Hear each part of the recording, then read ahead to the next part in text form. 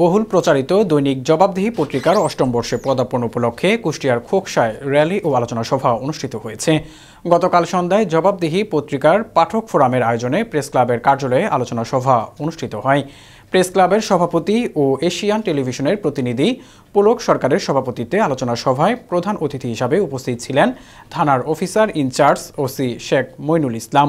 Press ক্লাবের সাধারণ সম্পাদক সাজ্জাদ আহমেদ আজমলের সঞ্চালনায় বক্তব্য রাখেন জবাবদিহি পত্রিকার খোকসা প্রতিনিধি আকাশ হোসেন, নিউজ 21-এর NA সোহান, জাগরণী টিভির শামীম হাসান সহ অনেকেই।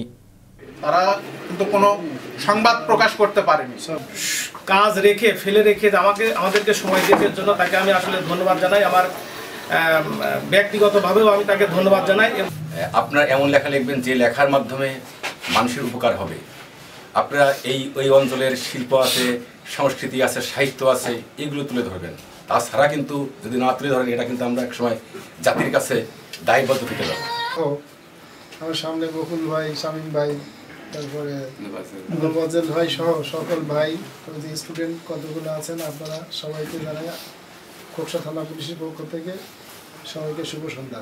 আসসালামু আলাইকুম। সবাইকে শুভ সন্ধ্যা। আসসালামু আলাইকুম।